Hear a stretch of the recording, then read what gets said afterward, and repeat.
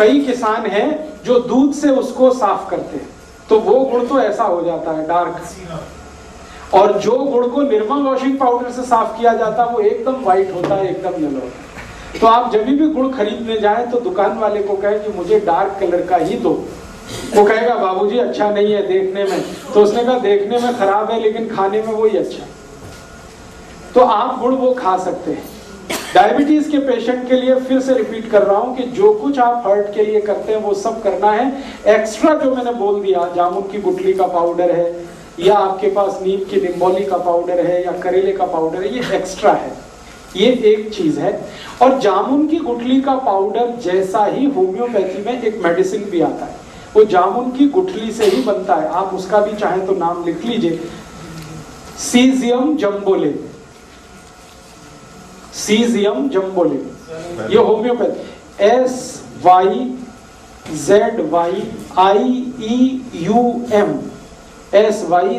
SYZYIEUM, सीजियम जम्बोलिन, JAMBOLIN, सीजियम जम्बोलिन, SYZYIEUM,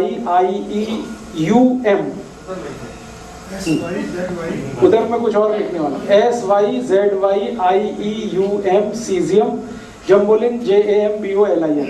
ये एक दवा है, इसके आगे लिख लेना मदर टिंचर, सीजियम जम्बोलिन मदर टिंचर। ये दवा को पानी में मिला के पीना है जो डायबिटिक है उनके। कितने ड्रॉप? 15 से 20 ड्रॉप, चौथाई कप गुनगुना पानी। अगर आपको जामुन की गुठली का पाउडर नहीं मिलता है तब ये दवा यूज कर सकते हैं। मिल रहा है तो ये दवा मत लाइए, क्योंकि ये दवा उसी से बनी हुई है। 15 से 20 ड्रॉप, चौथाई कप गुनगुना पानी मिला दीजिए। हाँ, और सवेरे दोपहर शाम खाने के पहले या ब्रेकफास्ट के पहले, डिनर लंच के आधा घंटे पहले इसको पीना। तो ये डायबिटीज के लिए करना। और डायबिटीज के लिए एक तो छोटी छोटी बातें और जरूर ध्यान रखनी है आपको कि डायबिटीज के हर पेशेंट को ब्रेकफास्ट छोड़ना पड़ेगा। डायबिटीज के हर पेशेंट को ब्रेकफास्ट छोड़ना पड़ेगा। ब्रेकफास्ट के समय पर लंच करना पड़ेगा हर पेशेंट को, ये कंपलसरी है। आप अगर 8 बजे ब्रेकफास्ट करते हैं या 9 बजे ब्रेकफास्ट करते हैं, तो अगर आपको डायबिटीज है तो आप ब्रेकफास्ट बिल्कुल छोड़ दीजिए। 8-9 बजे भरपेट खाना खाइए, लंच करिए, और शाम को 4 से 5 बजे के आसपास डिनर करिए। हाँ, 8-9 बजे लंच, 4 से 5 के बीच में डिनर, ये कंपलसरी है। 5 का ज्यादा से ज्यादा 6 हो सकता है, 6 के आगे नहीं। 8 से 9 बजे सुबह, हाँ सुबह ही, सूर्यास्त होने के पहले और सूर्योदय होने के 1 घंटे के बाद आपका लंच हो जाना। बीच में भूख लगेगी तो उसमें आपको कुछ ऐसी चीजें खानी है, जैसे फल आदि ले लीजिए, मूंगफली का दाना खा लीजिए, चना खा लीजिए, है क्या क्या मूंगफली का दाना LDL नहीं, HDL बढ़ाता है मूंगफली का दाना। LDL बढ़ाने वाली चीजें तो हैं वो जिनको मैं बोल चुका हूँ, रिफाइंड और डबल रिफाइंड ऑयल। तो मूंगफली खाइए, चना खाइए, तिल खा लीजिए, तिल है, मूंगफली है, चना, तिल की बनी हुई कोई चीज खा लीजिए, चने की बनी हुई चीजें खा लीजिए, मूंगफली की चीजें खा लीजिए। उसके साथ 2-4 कोई फल लेने हैं तो फल ले लीजिए, जूस लेने से अच्छा है फल खा लीजिए उसके साथ। तो दोपहर को इस तरह से आपकी व्यवस्था करिए।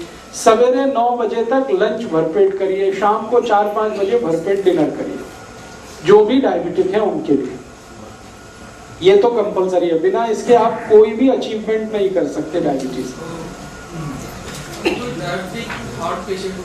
हाँ, अभी जो डायबिटिक और हार्ट पेशेंट है उसको 90% तो चीजें कॉमन ही है, आपने सुन लिया है। कुछ ही चीजें हैं जो अनकॉमन है, तो जो अनकॉमन है उनको शाम को कर दीजिए, जो कॉमन है उनको सवेरे कर दीजिए। ऐसा करके आप अपना खुद का ट्रीटमेंट कर लीजिए। एक हार्ट हुआ, डायबिटीज हुआ। अब थोड़ा आगे बढ़ते हैं, और एक गंभीर बीमारी जो हमारे घरों में है आजकल, बहुत ज्यादा तेजी से बढ़ रही है, कैंसर। डायबिटीज और हार्ट के बाद तीसरी सबसे तेज बढ़ने वाली बीमारी है कैंसर, या कैंसर के पहले बता देता हूं, माफ करिए, ब्लड प्रेशर, हाइपरथायराइडिज्म। और ब्लड प्रेशर, ये बहुत तेजी से बढ़ रहा है आजकल। तो बस इसमें मुझे बताना कुछ नहीं है, एक ही लाइन का स्टेटमेंट है मेरा कि जो कुछ हार्ट के लिए कर रहे हैं वो सब आपको हाई ब्लड प्रेशर के लिए करना है। जो भी हार्ट के लिए कर रहे हैं वो सब हाई ब्लड प्रेशर के लिए करना है। और हाइपर थायराइडिज्म वालों को वो सब करना है जो हार्ट के लिए कर रहे हैं। एक ही चीज एक्स्ट्रा है, वो लिख लीजिए हाइपर थायराइडिज्म के केसेस में। बाकी तो आप वही कर सकते हैं जो कुछ हार्ट के लिए कर रहे हैं। एक ही चीज एक्स्ट्रा है, ये जो तुलसी पत्ता धनिया पत्ता है, धनिया पत्ता, हरा पत्ता धनिया, इसकी चटनी बना के गर्म पानी में पीना है जिनको हाइपर थायराइडिज्म है, थायराइड बढ़ा हुआ है। अब थायराइड बढ़ने के बहुत सारे कॉम्प्लिकेशन है, आप सभी जानते हैं। हार्मोनल डिसबैलेंस उसका एक कॉम्प्लिकेशन है, मोटापा आना दूसरा कॉम्प्लिकेशन है, गर्दन मोटी हो जाए वो तीसरा कॉम्प्लिकेशन है, घुमा भी नहीं सके वो चौथा। बहुत कॉम्प्लिकेशन है थायराइडिज्म के। सारे कॉम्प्लिकेशंस को एक ही मेडिसिन कवर कर लेती है, वो है धनिया, हरा धनिया। हरा धनिये का पत्ता, उसको पीसना, गुनगुने पानी में मिला के पीना। क्वांटिटी कितनी? पीस कर 1 चम्मच हो जाए, अब जितनी भी क्वांटिटी पीस कर 1 चम्मच हो जाए।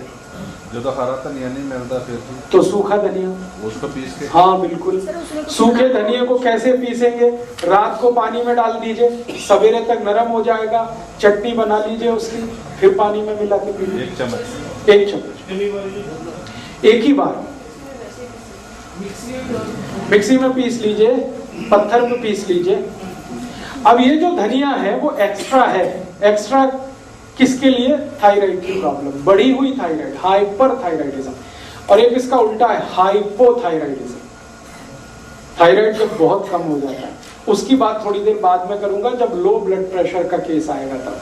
तो हमारे पास 4 बातें हो गई। एक तो बीपी हो गया, हाँ जी, और कहाँ है? एक ही जगह है थायराइड, और कहीं है ही नहीं शरीर में। एक ग्लैंड है थायराइड, उसमें से सीक्रेशंस ज्यादा होने लगते हैं तो हाइपर थायराइडिज्म होता है, सीक्रेशंस कम हो जाते हैं तो हाइपो हो जाता है।